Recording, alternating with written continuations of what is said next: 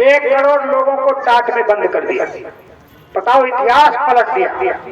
आज तक के इतिहास में कहीं भी ऐसा नहीं लिखा है कि 1 करोड़ प्रेमियों को किसी ने टाट पहनाया, मगर बाबा जी ने 1 करोड़ लोगों को बोरा पहना दिया।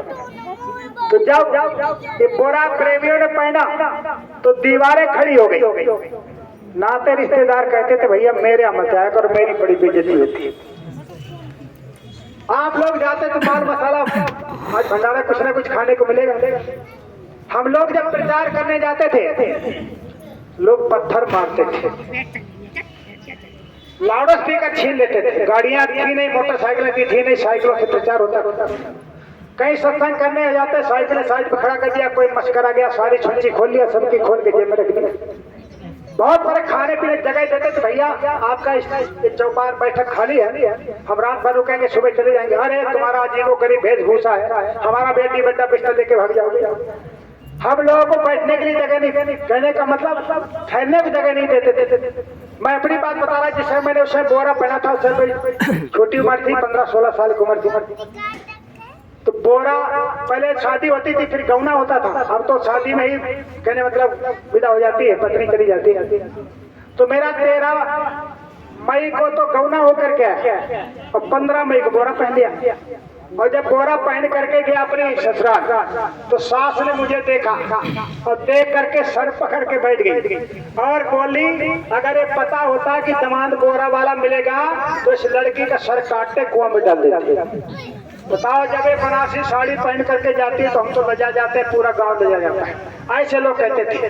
हमारे जो खास लोग हमसे कहते भैया मेरे मत आया करो, मेरी बड़ी बेइज्जती होती है। अब तो बोरा थोड़ा अच्छा वाला है। पहले तो 1.5 रुपया की एक पल्ली मिलती थी बीड़ी वाली, 2 रुपया की 2 पल्ली खरीद लिया 3 रुपए की, 5 रुपया सिलवाई का और 8 रुपया में पूरा सूट बन जाता था। अगर कोई बोरा वाला, कहने का मतलब बारात में चला गया तो दूल्हा कोई नहीं देखता था, बोरा वाले को देखते थे।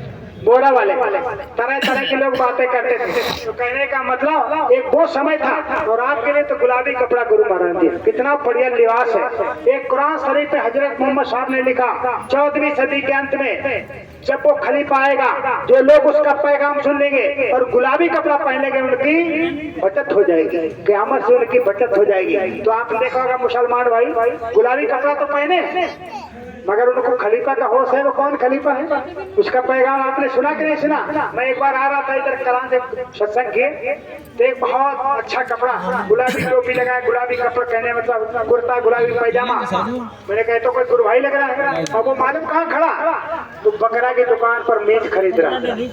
अब बताओ, महाराज जी ने वही तो कहा है कि गुलाबी कपड़ा पहन करके चोरी करने जाओगे तो उसी दिन पकड़ जाओगे, क्योंकि उसके साथ दया नहीं होगी। क्योंकि इसके अंदर जब दया है तो इसकी एक मर्यादा है, तो उस मर्यादा में रहोगे तो आपकी बचत हो जाएगी। देखो, महाराज जी ने सब कुछ बता दिया, ये बातें रोज रोज नहीं बताई जाती। सतयुग तो अब तक आ गया होता, मगर हम लोग नहीं आने दे रहे। और सबसे बड़ी भूमिका माँ बहनों की। आप लोग उसमें बहुत बड़ी गलती करते। महाराज जी ने बहुत दिन पहले कहा थी माताओं बहनों से मेरी प्रार्थना कर देना कि थोड़े दिन के लिए आप लोग सोना मत पहनो। महाराज जी ने मना किया था, क्योंकि सोने पर ही कलयुग आया और सोने पर ही कलयुग रहता है। क्योंकि इसने वरदान मांग लिया था। राजा परीक्षित के समय की बात है, तो जब राजा परीक्षित का राज्य था, तो राजा जो परीक्षित था तो वो जंगल में शिकार करने गए। जब द्वापर कहने का मतलब चला गया, जब कलयुग आ गया, तो राजा परीक्षित जो था वो रात में उठ करके चिंता लेने के लिए निकलता था कि ऐसा नहीं कोई दुखी कर रहा हो, किसी को न्याय न मिलता हो, किसी को कोई समस्या हो, तो रात में भेष बदल करके राजा अपनी प्रजा के लिए देखता था। तो राजा चिंता के लिए घूम रहा था और कलयुग आ गया, तो कलयुग गाय और बैल को मार रहा था। लंगड़ा बैल खड़ा हुआ, बूढ़ी गाय और एक काला काला आदमी उसे मार रहा।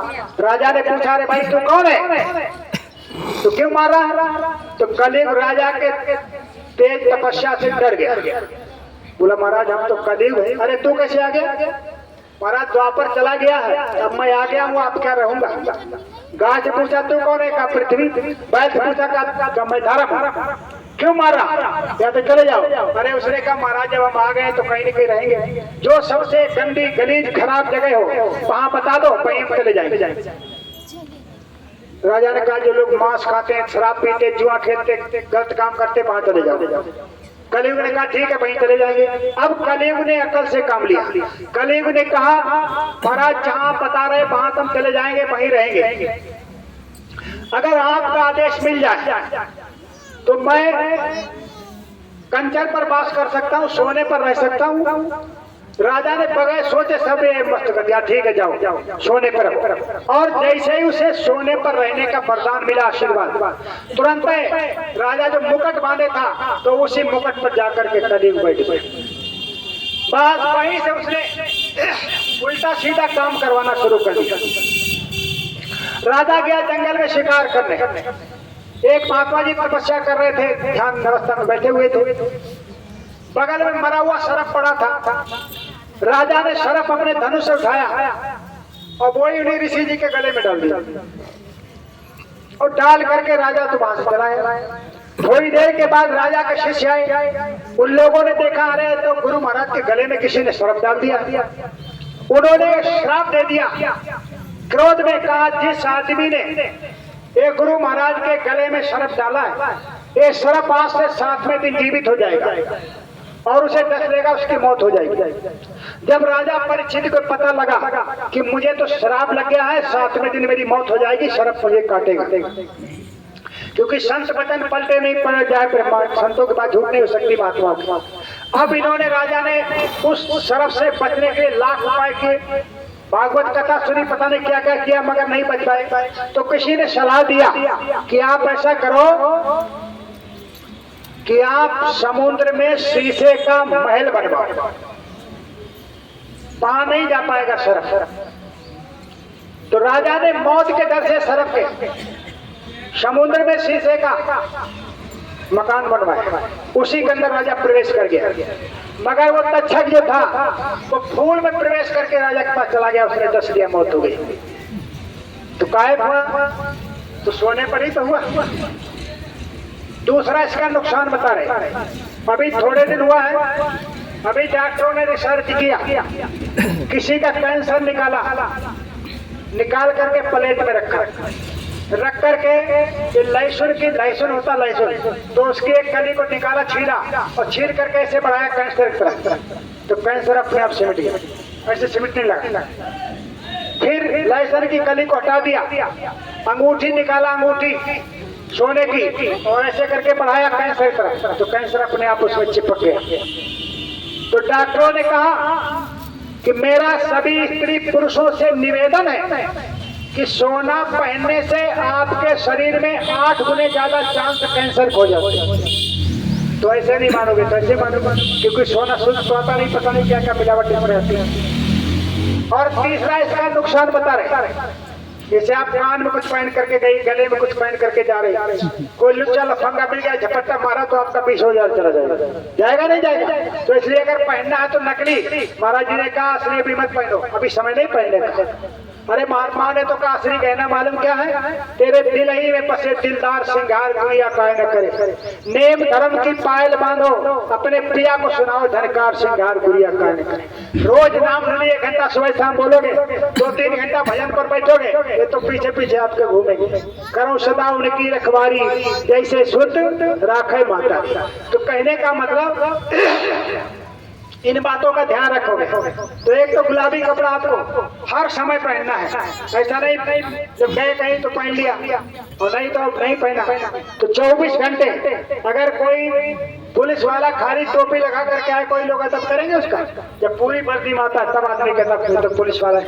तो कहने का मतलब हमको पूरा अपना लिबास एक गुलाबी पहनना है। आगे महाराज जी ने कहा कि बहुत बड़ी कमी हो जाएगी अन्न की। गुरु महाराज कहते थे थैलों में बोरियों में लोग रुपए भर करके लाएंगे, देहात के लोगों से कहेंगे 1 बोरा नोट ले लो, बदले मना दो। आप देख लो श्रीलंका का कितना हाल खराब है। वहां एक दिन मीडिया पर दिखा रहे थे, एक आदमी थैले में गड्डी लिए घूम रहा, करा एक खुराक दे दो, रुपया तुम ले लो। बताओ अगर आने नहीं होगा तो क्या है, रुपया तो खाया नहीं जाएगा, ना सोना चांदी खाया जाएगा। तो कहने का मतलब तो इन बातों का हम लोगों को ध्यान रखना है। तो 24 घंटे जब वचनों को याद रखोगे, इसलिए बाबा जी ने कहा रोज हो सके तो रोज थोड़ी बहुत सत्संग हो जाए, सुमरन ध्यान भजन हो जाए। सब लोग अपनी अपनी टीम बना रहे हैं, चिलम पीने वाले अपनी टीम बनाते हैं, जुआ खेलने वाले अपनी टीम बना रहे हैं, शराब पीने वाले अपनी टीम बना रहे हैं। तो आपको भजन करने में क्या शर्म लग रही है? आप अपने गांव में मोहल्ले में जितने लोगों इकट्ठे होकर के बैठ जाए। गुरु महाराज ने कहा आगे ऐसा समय आ रहा, कहा कि योग के केंद्र खुलेंगे, लोगों में भजन करने की होड़ मचेगी। जैसे कोई 3 घंटा बैठता, दूसरा 4 घंटा बैठेगा, 5 घंटा बैठेगा। और जब सतयुग आ जाएगा, ये महाराज जी ने कहा है, तो कहा सतयुग में किसान कुछ काम नहीं करता, खाली बो देता है, तो सारा काम देवी देवता करते हैं। पानी का समय आया, उसी समय बरस जाएगा। बीमारियां कोई नहीं होती, एक बार किसान बोता और 27 बार काटता है इस सतयुग में। तो सतयुग की तैयारी है। अभी सारा प्रचार बंद कर दिया, केवल 2-3 नारे बताए गए, हाथ जोड़कर बिने हमारी। महाराज जी ने कहा अब इनको मीठी गोली देना है, प्यार से समझाना है, हाथ जोड़कर बिने हमारी, तजो नशा हो शाकाहारी। हाथ जोड़कर बिने हमारी, तो सतयुग काबिल बनो सब नादारी।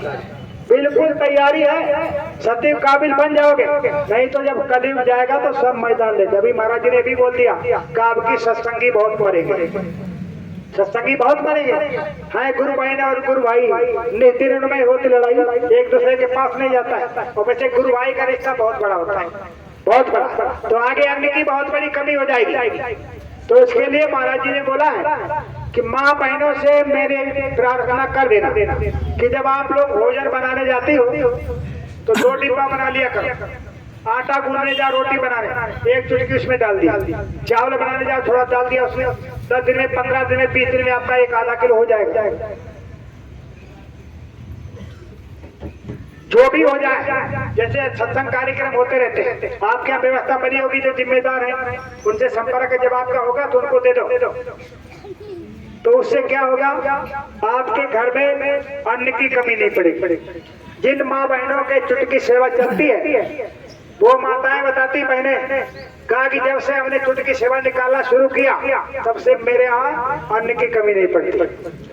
4 लोगों का भोजन बनता है, अगर 2 मेहमान अचानक में आ गए तो उसी 4 लोगों के ही आटे में पूरा पड़ जाता है। ये बरकत होती है। पहले अगर बच्चा छत से गिर गया, पेड़ से गिर गया, एक्सीडेंट हो गया, गाड़ी टूट गई, बच्चा बच गया, तो माँ बहने क्या कहती थी, पता नहीं कौन सी दहीले चुटकी शाही हो गई। तो चुटकी सेवा से क्या होगा, आपके घर में अन्न की कमी नहीं पड़ेगी। आगे धन की बहुत बड़ी कमी हो जाएगी। बाबा जी ने तो यहाँ तक कहा था कि शाम को पति पत्नी को रुपया देगा और रात में डाइन सेट कर जाएगी। आप ही के सामने अलमारी में पैसा रखेगी, चाबी आपको दे जाएगी, जब सुबह खोलोगे तो पैसा खत्म। बताओ क्या करोगे?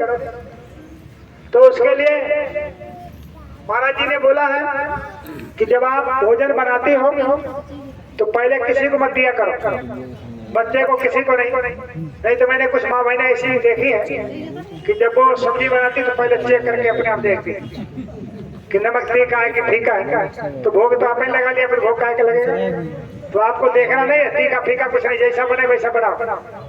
बन जाए, थाली में परोस लिया और परोस करके जहाँ भी महाराज जी का, गुरु महाराज का फोटो लगा हुआ है, वहीं पर थाली जाकर के रख दिया।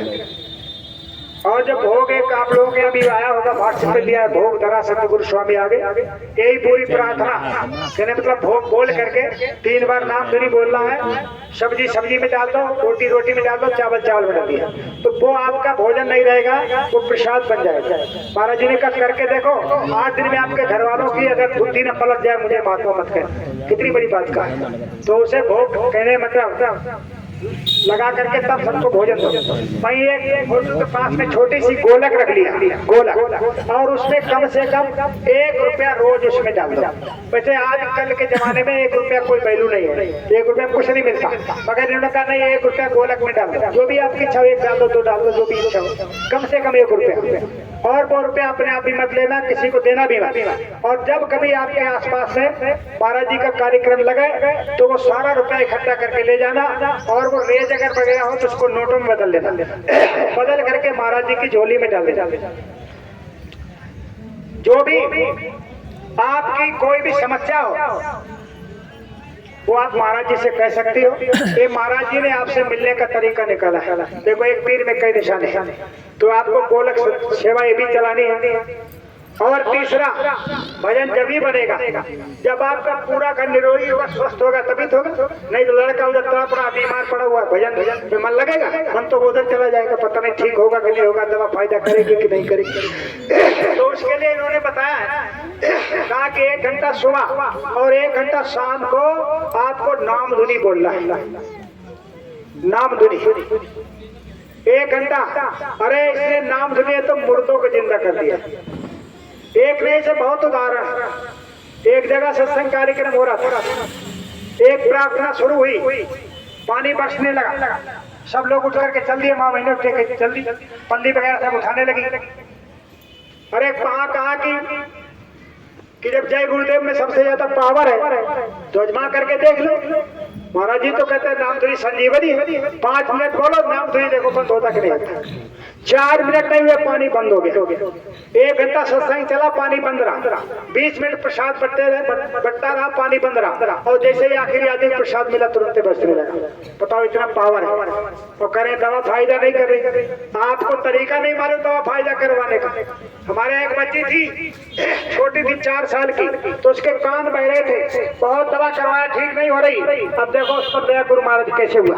तो उसने क्या किया, चम्मच में पानी भर करके कुर्सी पर रख लिया, और 1 घंटा नाम धुनी रोज होती थी, तो वो चम्मच रख लिया और 1 घंटा बैठ करके नाम धुनी बोला, और वो ही पानी दोनों कानों में डाल लिया। 3 दिन में अपने आप कान ठीक हो गए, अपने आप ठीक हो गया। कोई दवा, कोई कैप्सूल, इंजेक्शन की जरूरत नहीं। संजीवनी का मतलब क्या होता है, हर ऐसा कोई काम है ही नहीं जिसमें आप ये फायदा ना करें। पूरा पक्का विश्वास होगा तो लाभ हो जाएगा। मगर बात क्या है, तो कैसे विश्वास हो जाए, चलो जल भी चढ़ा दें, लाल चुनरिया भी चढ़ा दें। ये जो इस समय नवरात्रि का व्रत चल रहा है, इसका मतलब मालूम क्या है, इसका उद्देश्य पहले महात्मा लोग नवरात्रि व्रत करते थे, अब तो खाली नकल की जा रही है। नवरात्रि व्रत का मतलब होता है 3 दिन तक आप अपने शरीर में अगर अन्न नहीं डालोगे तो आपके अंदर का तमोगुण खत्म हो जाएगा, और 3 दिन तक फिर नहीं डालोगे तो रजोगुण खत्म हो जाएगा, और 3 दिन तक फिर नहीं डाला, 9 दिन हो गया तो सतोगुण खत्म हो जाएगा। तो 9 दिन में रजोगुण, तमोगुण, सतोगुण सब खत्म हो जाता, और 10वें दिन आत्म साक्षात्कार हो जाता था। ये मतलब था नवदुर्गा व्रत का। अब तो अपनी अपनी सुविधा के हिसाब से, अब तो यही नहीं मालूम किसकी पूजा कर रहे हैं। ये जय माता जी का सीरियल किया था हेमा मालिनी ने, तो उसी का फोटो लाते, उसी की पूजा करते। बताओ वो क्या दुर्गा बन जाएगी? तो बताओ हेमा मालिनी अभिनेत्री का उसके ऊपर आरती करोगे, पूजा करोगे, तो मानसिकता खराब होगी कि नहीं होगी? तो कहने का मतलब हम लोग लकीर के फकीर, दूसरा कर रहा वो भी करे, चलो भी करेंगे। अरे ऐसा काम करो जो फायदा हो तब तो ठीक है, और उससे नुकसान हो रहा, ये जान अनजान में नुकसान हो जाता है। हम लोगों के लिए महाराज जी ने भेजा, यहाँ चले जाओ आसाम, गुवाहाटी, शिलांग, इनको बचा लो, ये सब जाने वाले। आप लोग ये जो सेवा देते हो, ये मत समझ लेना कि बीच लोग खा जाते हैं, ये आपकी सेवा बहुत गहरे में पहुंचाई जाती है। तो वहां जो एक टीम आ जाती थी, उस एक टीम का खर्चा था 70,000 रुपये। 15 दिन में एक टीम का खर्चा 70,000, क्योंकि वहाँ किराए पर ही जगह लेना है, वहाँ रहना, खाना पीना सब वही अपना ही, क्योंकि वहाँ ऐसा माहौल खराब है, कहीं भी आप पानी नहीं पी सकते। हर टंकी पर, हर नल पर मछलियां पड़ी हुई, बदबू आ रही, बहुत खराब समय था। तो जो हमसे पहले टीम गई थी, हम लोगों से पहले, उस टीम ने, कहने का मतलब 20 दिन में बहुत मेहनत किया, 70,000 रुपया खर्च संगत का हुआ, केवल 3 लोगों को सहकारी बना पाया। बताओ 70,000 रुपया खर्च करके केवल 3 लोगों को सहकारी। हम लोगों टीम गई, हम लोगों ने बहुत मेहनत किया, 15-15 किलोमीटर पहाड़ों पर जाकर के चढ़ करके प्रचार करते थे। तो 15 दिन में लगभग 250 लोगों को सहकारी बना दिया। तुरंत महाराज जी का फोन गया कि जल्दी आप लोग जगह देखो और कहने मतलब कार्यक्रम होगा, सत्संग होगा। तो 3-4 जगह वीडियो बना करके डाला गया। तब तक कोरोना बढ़ने लगा, पिछली साल की बात है। तो कर्फ्यू कहने मतलब लगने वाला था। तो वहां बताया प्रेमी ने कहा कल कर्फ्यू लग जाएगा, आप लोग आज ही निकल जाओ, फिर फंस जाओगे। तो हम लोग कहने मतलब निकल आए। और शिलांग का तो इतना हाल खराब है, वहां तो भैंसे को काट करके टांग देते हैं, उसी में से खाते रहते हैं और बेचते रहते हैं। बहुत हाल खराब है। और कहने मतलब मैं वहां गया, 3 झंडा मंदिर उनका शंकर जी का है, उसी के बगल में हनुमान जी का मंदिर। हम लोग वहीं पर नाश्ता पानी कर रहे थे। तो एक आदमी वो भी हम लोगों के बगल में बैठ गया। हम लोगों ने पूछा भैया मंदिर किसने बनवाया? बोला मंदिर तो हम ही ने बनवाया है। बोला मंदिर आप ही ने बनवाया? मैंने कहा मंदिर आपने बनवाया हनुमान जी का, ये तो शाकाहारी है और आप शाकाहारी हैं। बोले हम मछली खुद खाते हैं, हनुमान को भी भोग लगाते हैं मछली का। अब बताओ, जब उसको समझाएगा 15-20 मिनट बैठ करके, तो ऐसे करके कान पकड़ रहा, उठक बैठक लगा रहा। अरे हमको आज तक किसी ने यही नहीं बताया कि मछली खाना पाप होता है। तो महाराज जी ने कहा कि इनको बचा लो, कुछ लोग जान में जाएंगे, कुछ लोग अनजान में जाएंगे, उनको बेचारों को पता ही नहीं है कि हम जो मछली खा रहे हैं। सूखी मछली जैसे आपका चाट पकौड़ा बिकता है, इस तरीके से वहाँ कागज में लपेट करके सूखी मछली, ना उसमें मांस है कुछ भी नहीं, केवल हड्डी, उसको लेकर बेचते हैं और वहाँ के लोग खरीद लेते हैं और उसे पीस करके चूड़ा बना लेते हैं और जब दाल चावल खाते हैं उसी में डाल करके खाते हैं। बड़ी पौष्टिक है, बड़ी ताकत है। तो कहने का मतलब बताओ उनको कौन बचाएगा? तो वो तो समय तो बहुत खराब चला। तो ऐसी जगह कहने मतलब विदेशों में बताओ, सऊदी अरब, दुबई में जहाँ शाकाहार का नाम नहीं, आज वहाँ प्रभात फेरियां निकाली जा रही है। अमेरिका में, सिंगापुर में, कहने मतलब 40 देशों में तो प्रचार हो गया। कितनी मेहनत किया है, बहुत मेहनत किया है। तो कहने का मतलब हमारा आपका फर्ज नहीं। जब महाराज जी इतनी उम्र पर कितनी मेहनत करते, एक दिन भी नहीं बैठते, एक दिन 24 घंटा लगे रहते। तो हमारा आपका भी फर्ज बनता है। समय बहुत खराब, काम तो हो ही जाएगा। महाराज जी ने भी बोला था, कहा कि पूरी नाटकशाला उतरी हुई है, आप लोग केवल निमित्त मात्र को बन जाओ और वो दिव्य शक्तियां अपना काम कर रही है। अगर श्रेय लेना चाहते तो आप हो जाओ, नहीं तो काम तो हो गई। बैलगाड़ी तो जा रही है मगर से कुत्ता नहीं ले जा रहा है, भ्रम वो भी खत्म हो जाएगा। समय बहुत खराब है। तो कहने का मतलब आप लोग अगर चाहते हो मेरा घर खुशहाल है, सुखी रहे, तो इसके लिए आपको 1 घंटा नाम धुनी बोलना है और वो भी शुद्ध और सही बोलना है। जय गुरुदेव, जय गुरुदेव, जय गुरुदेव, जय जय गुरुदेव, शुद्ध बोलना है।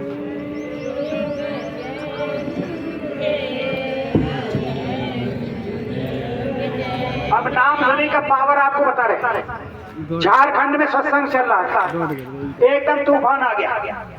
इतनी तेज तूफान आ गया कि बाएं पेड़ उखड़ने लगे, इतनी तेज हवा चलने लगी, कुछ भी दिखाई नहीं दे रहा और बारिश भी होने लगी और उसी बारिश में ओले पड़ने लगे, इतने इतने बड़े ओले।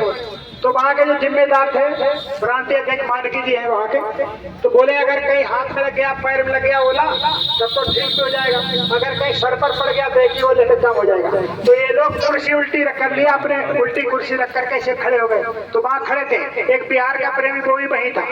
और जिस समय ये लोग नामधुनी से बोल रहे थे और कहा जिस समय बिजली गिरी ऊपर से, तो कहा मैंने पहली बार जीवन में देखी है बिजली किस तरीके से गिरती है।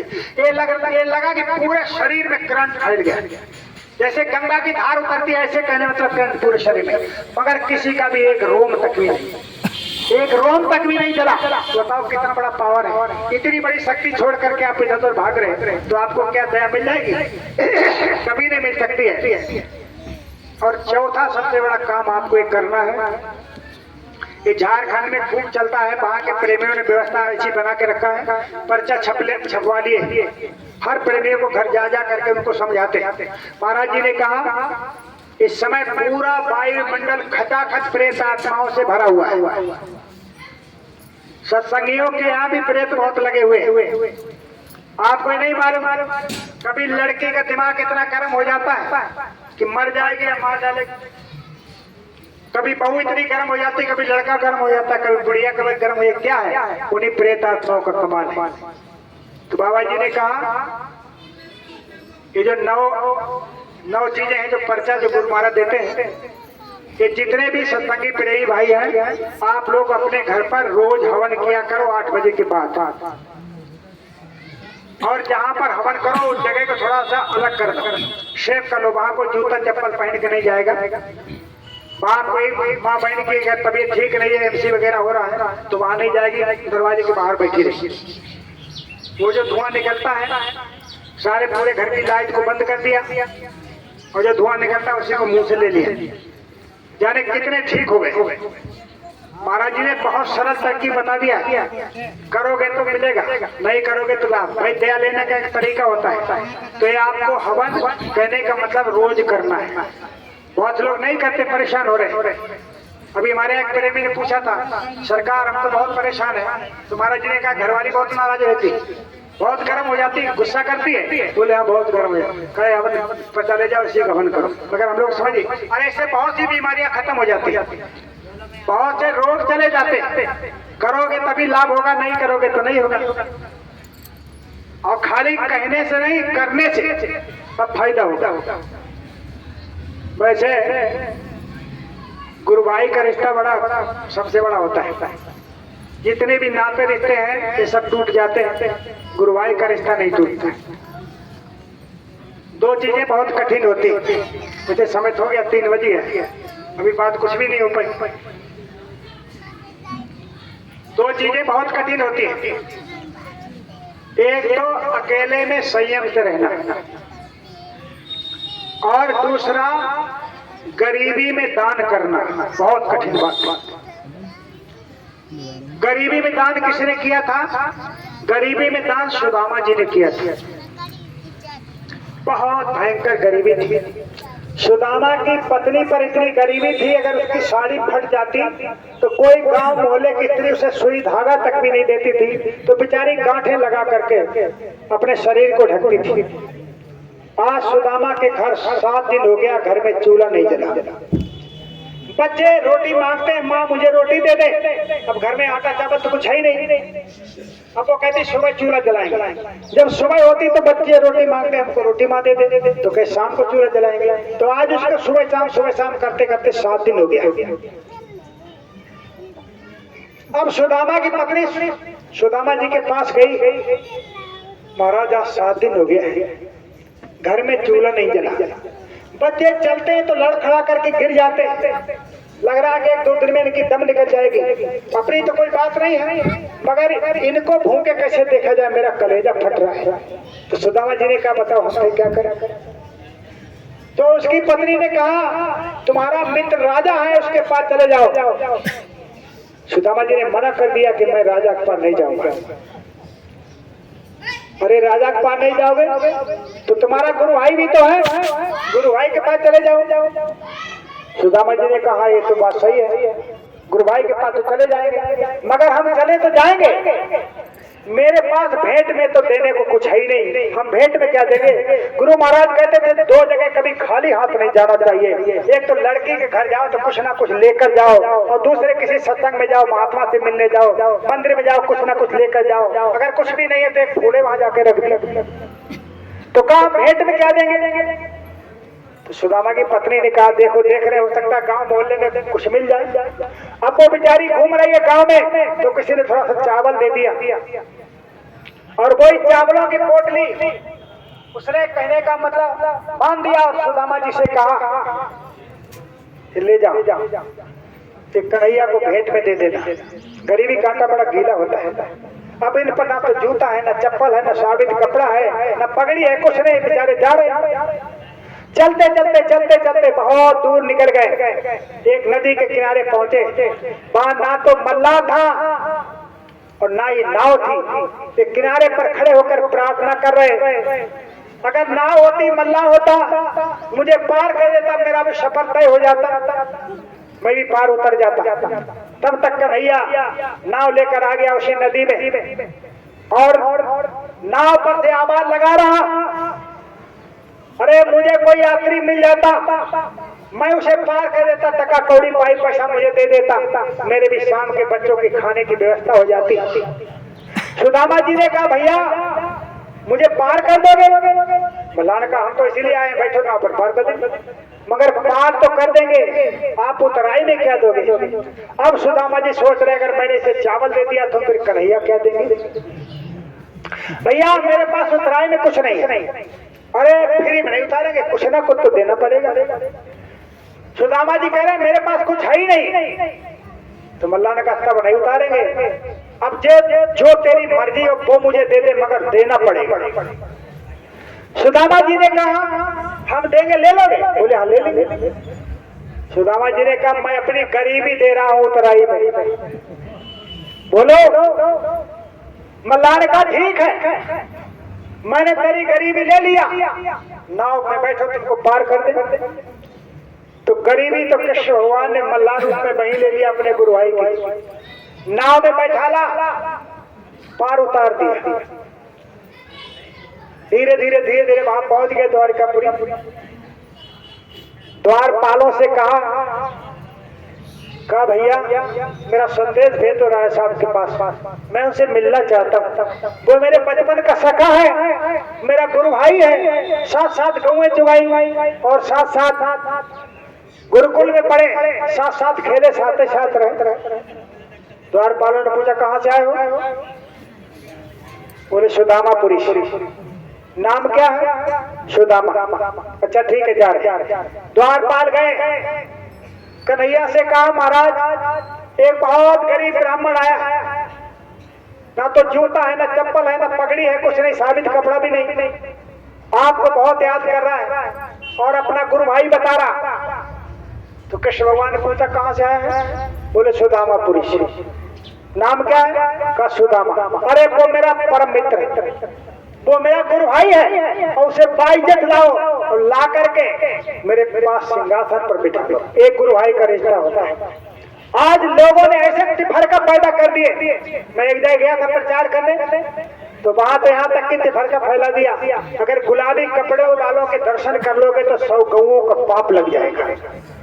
बताइए आप, ऐसा लोगों ने फैला दिया।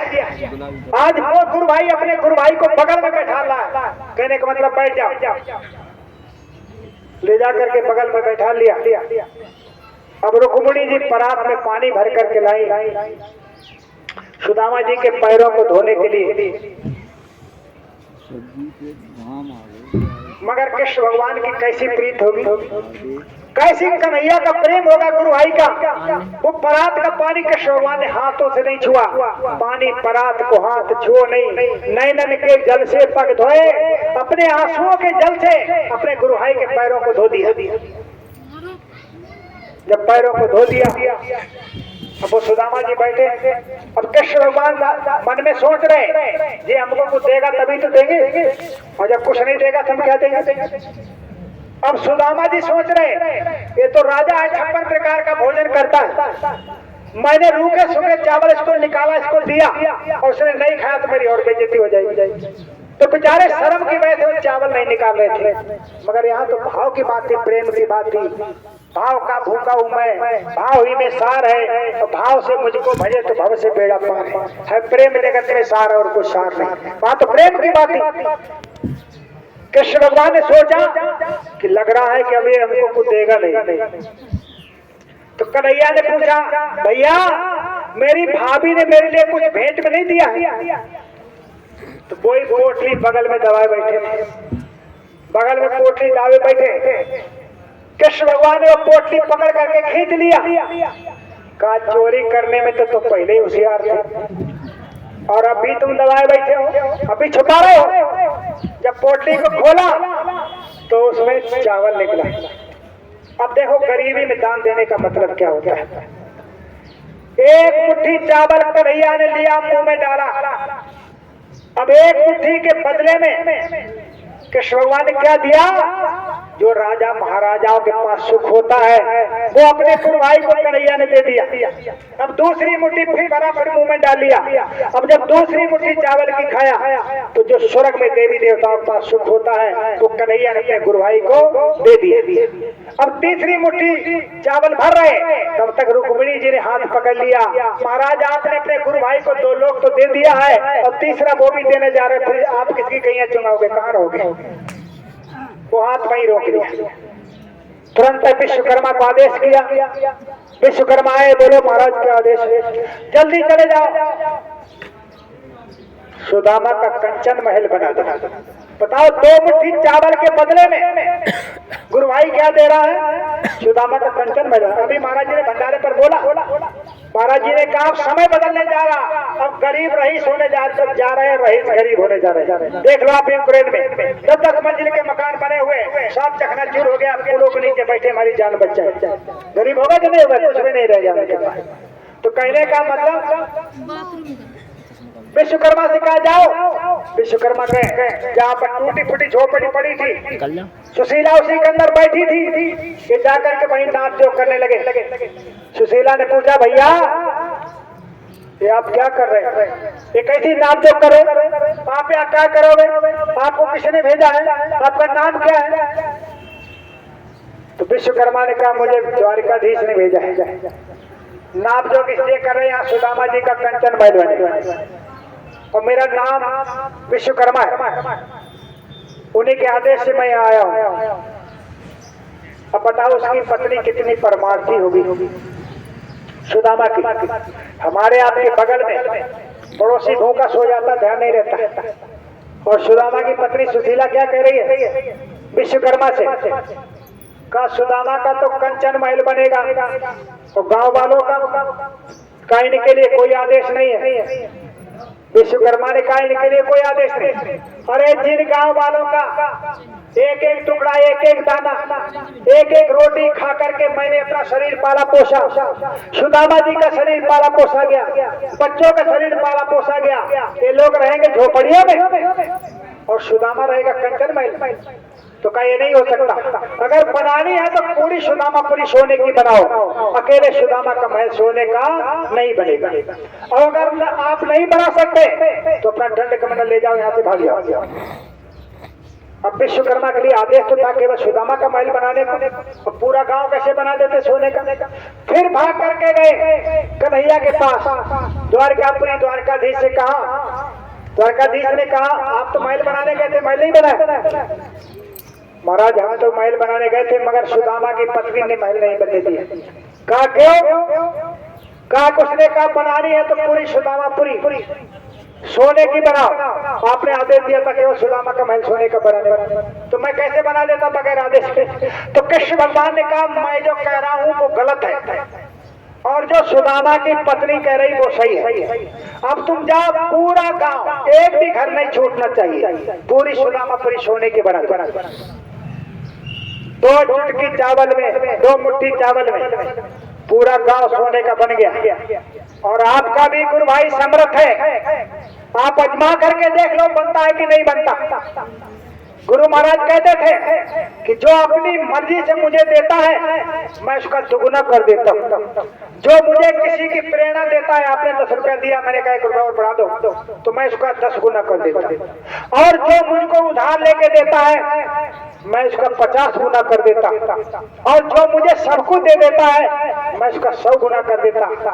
और हजूर साहब ने मालूम क्या कहा है? अगर आपने सहकारी प्रचार के लिए अगर 1 रुपया दे दिया तो मैं इसका 1000 गुना वापस करूंगा। बताओ कितनी बड़ी दया हो रही। जब दोगे तभी तो मिलेगा।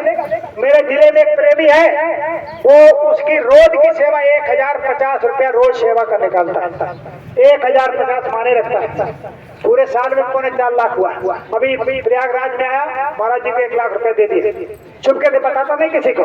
बताओ देते रहोगे तो मिलता रहेगा, और देना बंद कर दोगे तो मिलना बंद हो जाएगा। पानी बाढ़े नाव में, घर में बाढ़े था। द्रौपदी ने कृष्ण भगवान की उंगली जिस समय कट गई थी, उसका शिशुपाल का सर काटा था तो उंगली में चीरा लग गया तो खून बहने लगा। द्रौपदी भी वहां बैठी थी। अरे तो भगवान के कहने का मतलब ये तो खून बह रहा है। तुरंत अपनी साड़ी फाड़ा और फाड़ करके उंगली में लपेटने लगी, पट्टी बांधने लगी। जब पट्टी बांधने लगी तो कृष्ण भगवान मुस्कुरा रहे, कहा तूने मेरी उंगली में पट्टी तो बांध दिया, अब देखो इसके बदले मुझे कितना देना पड़ा। जिस समय दूसरा चीज हरण कर रहा था तो उस समय कोई नापजोक थी कितने मीटर किलोमीटर देना पड़ा। ये नहीं लग रहा था कि साड़ी में की नारी है, नारी में की साड़ी है। तो देते रहोगे तो मिलता रहेगा, और देना बंद कर दोगे तो मिलना बंद हो जाएगा। ये जो तरह तरह की सेवाएं ये छोटी छोटी चलती रहती है, इनसे मन नहीं खराब करना चाहिए। अरे तो हमारा सौभाग्य, मेरा मुझ में कुछ नहीं, जो कुछ है सो तोड़, और तेरा तुझको अर्पण क्या लागे है मोर। अगर ऐसा भाव जिस दिन बन जाएगा तो वहां लिखा हुआ करो सदा उनकी रखवारी, और जैसे सुत राखे मातारी। तो समय बहुत बिगड़ा चला। ये जो हम लोग ये मना रहे हैं आज मुक्ति दिवस, इसके पीछे का इतिहास बहुत दर्दीला है, बहुत खतरनाक। इसके कहने मतलब आज हम लोग खूब पूरी कचौड़ी खाएंगे, कोई कुछ बांटेगा कुछ बांटेगा। वो समय जब याद आता है बहुत खतरनाक समय था, बहुत परेशानी उठाई। गुरु महाराज को इतना परेशान किया गया, जब गुरु महाराज को बंद कर दिया और उन्होंने पूछा कि ऐसी जुक्ति तरकीब करो कि बाबा जी खत्म हो जाए, बाबा को खत्म कर दिया जाए, मेरे ऊपर लांछन न लगे। तो डॉक्टरों ने कहा ऐसा करो कि नमक डाल करके खौला करके गर्म पानी बाबा जी को 40 दिन पिलाओ, बाबा जी के गुर्दे गल जाएंगे, बाबा मर जाएंगे। तो गुरु महाराज को 46 दिन तक नमक डाल करके पानी दिया गया, बिल्कुल शरीर सूख गया था, केवल हड्डी रह गई थी। तो किसके लिए क्या, हमारे आपके लिए तो क्या। गुरु महाराज ने कहा बच्चों इस जेल को भजन गृह बना दो। जिन माताओं के आज बच्चा पैदा हुआ वो उस बच्चे को लेकर जेल चली गई, और जिनके कल बच्चा होने वाला था बच्चा जेल में हुआ। तो वहाँ के कर्मचारियों ने पूछा, कहने का मतलब यहाँ कहने मतलब बच्चा पैदा करना है तो जेल है। अरे उन्होंने कहा, माताओं ने जवाब दिया कि जब कृष्ण जेल में पैदा हो सकता है तो यहाँ तो हजारों कृष्ण पैदा हो जाएंगे। गुरु महाराज ने कहा था द्वापर में तो एक कृष्ण पैदा हुआ, यहाँ तो हजारों कृष्ण पैदा हो गए। अरे उस समय का जब बहुत समय खराब था, गोरखपुर के जेलों में से जिन माताओं के रात के 12 बजे बच्चा पैदा हुआ, और बच्चा जच्चा को उठाया और ले जा करके जंगलों में बर्फ के पानी से नहलाया गया। बताओ कैसी उनके ऊपर गुजरी होगी। गुरु महाराज कितने हमारे यहाँ पीलीभीत के प्रेमी बता रहे हैं, कहा कि हम 35 लोग जा रहे थे गिरफ्तारी के लिए, हमारे साथ में बरेली जिले का 12 साल का बच्चा था। 4 थाने निकल गए, कहीं किसी ने गिरफ्तार नहीं किया। जब हम लोग बरेली के करीब पहुंच गए अजय नगर, तो वहां के एक दरोगा बड़ा जल्लाद था, उसने हम लोगों को बंद कर लिया, एक कमरे में बंद कर लिया, और वो भी बच्चा जब मुझे बोल रहा था तो वो दरोगा उसी बच्चे से बहुत चिढ़ गया। कहा पहले इसका इंतजाम करो, बाद में इनको देखेंगे। उस बच्चे को जमीन पर लिटा दिया, उसके सीने पर तख्ता रख दिया, और तख्ता रख करके उसके सीने पर 5 सिपाहियों को खड़ा किया। बच्चे से पूछा क्या दिखाई दे रहा है। बच्चे ने कहा मेरे और तख्ता के बीच में गुरु महाराज दिखाई दे रहे। बताओ 12 साल के बच्चे के सीने पर अगर 5 सिपाही खड़ा कर दो बच्चा बचेगा?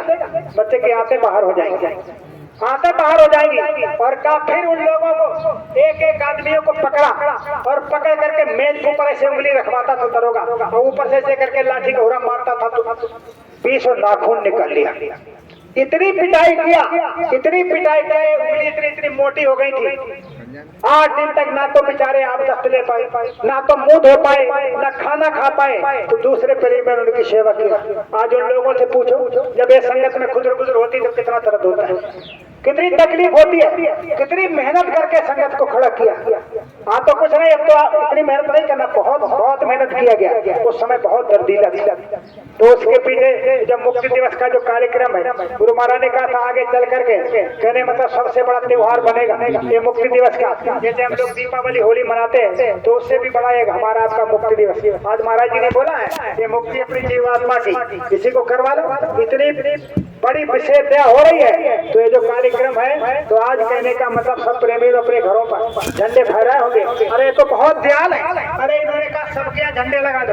अरे कोई जैसे 4-6 मंजिल शहरों में मकान बड़ा होता है उन पर नहीं लग सकता तो दरवाजे पर लगा दो, खिड़की पर लगा दो। अरे कहीं नहीं लगा सकते तो कागज, सफेद कागज पर लाल रंग से लिख दो जय गुरुदेव कहने मतलब, और जो उसको पढ़ेगा देखेगा तो उसका भी फायदा हो जाएगा। बताओ कितनी बड़ी दया हो रही है। अरे झंडा लगाओगे तभी तो आपकी सुरक्षा फायदा होगी।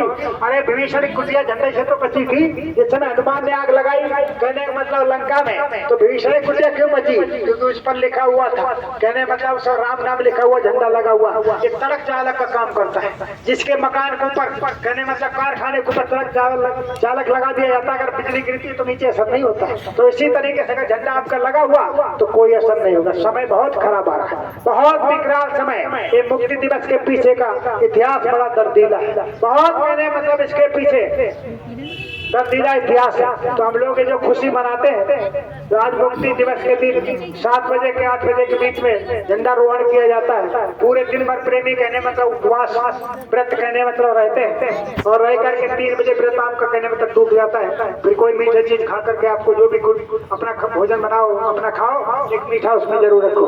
मगर अब की बात विशेष किया है कि 23 आज से ये जो आपका प्रचार चलेगा, पहले तो 30 तारीख तक का था, मगर महाराज जी ने और दया मेहर कर दिया है, 5 अप्रैल तक कहने मतलब सघन प्रचार होगा। पूरी ताकत अपनी लगा दो, बचा लो इनको सबको, ये नाम सुनी रवा करवा दो।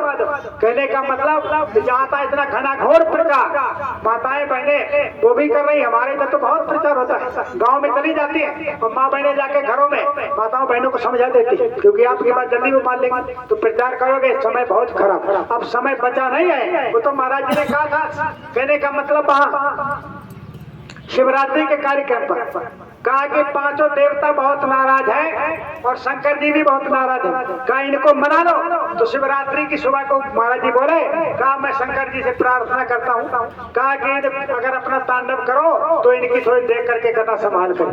बताओ, पूरी संभाल कर 3 देवता मालूम कैसे आते गए, जैसे तूफान आ गया और उसी तूफान में आग लग गई और उसी आग भूकंप आ गया। अब बताओ कहाँ से बचोगे?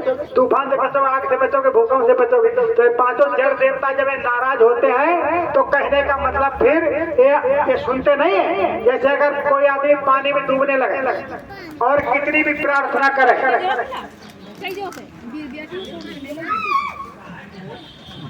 कौन सा जानवर आ गया भाई?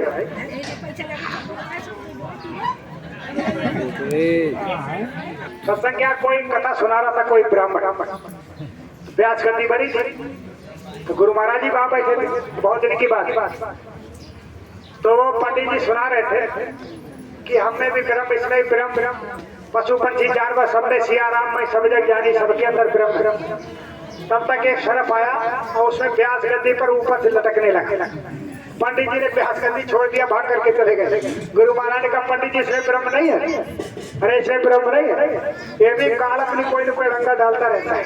ये तो अरे पहले साधना करते थे, बहुत दिन की बात है, 35-40 साल पीछे, जब साधना करते थे बैठ जाते थे बोरा डाल करके, तो सरफ पा करके बोरा के नीचे बैठ जाता था। अरे एक प्रेमी बैठा है भजन कर रहा, तो एक सरफ 4 बार उसके इधर से घुसता ऊपर निकल जाता और वो उसे ऐसे करके फेंक देता। और जब 4थी बार खूब जोर से फेंका तो ऐसे करके खड़ा हो गया। अरे उसने कहा, जब 4 बार में फेंक दिए तेरा मुंह नहीं खुला, तब हमको क्या करो? एक काल अपने कोई न कोई रंगा डालता रहता है, देखो ऐसे मन नहीं भागेगा। अभी अब आपका मन रुका, वो नहीं भागेगा। अगर अभी बैठा दिया जाए ध्यान भजन पर तो मन पता नहीं कहाँ जाएगा, नहीं जाएगा। तो कहने का मतलब तो ये मन को रोकने की सबसे बढ़िया तरकीब है एक प्रार्थना। बढ़िया कहने मतलब दर्द होनी पीड़ा बड़ी, जब आप बोलोगे तो मन कमजोर हो जाएगा, मन कमजोर हो जाता है। तो कहने का मतलब प्रार्थना इसलिए बोली जाती। महाराज जी ने कहा कि हर प्रेमी को कम से कम 3 प्रार्थना याद होनी चाहिए। 3 प्रार्थना साधना के समय, जब मन भाग उथल पुथल ज्यादा कर रहा है तो भाई जब प्रार्थना करने लगो, तो जब कहने में तब प्रार्थना करोगे तो हल्का हो जाएगा। तो प्रार्थना बोलोगे, इसीलिए तो कहा रोज अपना सुबह ध्यान करो, पूरा परिवार बैठ जाओ, नाम धरी बोलो, क्योंकि आगे समय अच्छा नहीं। जय गुरुदेव, जय गुरुदेव। देखो 1:30 बज गए, 1:30 क्या 3:30 बज गए। समय तो हो गया है, समय तो काफी होगा, 3 बजे खत्म हो जाना चाहिए। आप लोगों ने प्रभात फेरी निकाला है और प्रभात फेरी क्या दोपहर फेरी हो गई। आप लोग लेट आ पाए क्योंकि देहात से प्रेमी आते हैं, देर हो जाती है, सारी व्यवस्था दिन की बना करके तब आते हैं। तो आप लोगों ने बहुत ही कहने मतलब बढ़िया तरीके से ये प्रभात फेरी निकाला है। हम तो देख रहे थे, हमने कपड़ा धुल के डाल दिया था, मौका नहीं मिल पाया घर पर। तो कहने का मतलब आप लोगों ने बहुत मेहनत किया है और हमारी ये इच्छा है कि आप लोग बहुत हो। सब कुछ कर सकते हैं। और मेरी इच्छा है अगर पूरी संगत प्रयास करे गुरु महाराज की दया लेकर के, तो आप अपने यहाँ एक छोटा मोटा आश्रम बना लो। आश्रम, क्योंकि बैठने की जगह होनी चाहिए। कहीं न कहीं थोड़ा सा ये कर लोगे तो कोई न कोई निकल आएगा। हमारे यहाँ तो ऐसे प्रेमी किसी किसी का 1 एकड़ दे रहे आश्रम बना दिया। ये बड़ा आश्रम बना हुआ 1.5 एकड़ दे दिया, तो कहने में तो निकल पड़ेंगे इसी में। और नए लोगों में बहुत श्रद्धा भाव है, तो अगर थोड़ा सा अपना संकल्प ये बना लो, कहीं न कहीं जगह ऐसी देख लो, कोई न कोई प्रेमी हो सकता है ऐसा कोई नजर हो कि वो कहने मतलब बन जाए। तो गुरु महाराज ने कहा था आगे योग के केंद्र खुलेंगे, लोगों में भजन करने की होड़ मचेगी। तो वो समय आ रहा है, तो जब तैयारी होगी तभी तो। बाबा जी ने कहा जहाँ पर, महाराज जी ने कहा जहाँ आश्रम है आप वहाँ पर सुमिरन ध्यान भजन और कहने मतलब नामधुरी बोलो, आगे आग लगेगी तो कहीं न कोई यही शांति मिलेगी। यही आएंगे तब उनको शांति मिलेगी। एक जगह कोई न कोई ऐसी जगह आप अपनी बना लो तो आश्रम हो जाए। तो अगर प्रयास करो तो हो सकता है। जय गुरुदेव। जय गुरुदेव। देखो कहने सुनने में कोई कट शब्द निकल गया हो तो आप अपना भाई बच्चा समझ करके आप लोग माफ करेंगे। यहाँ के माननीय संचालक भी अगर अपने संगत को कुछ कहना चाहे तो आप लोग यहाँ बोल सकते हैं। जय गुरुदेव। जय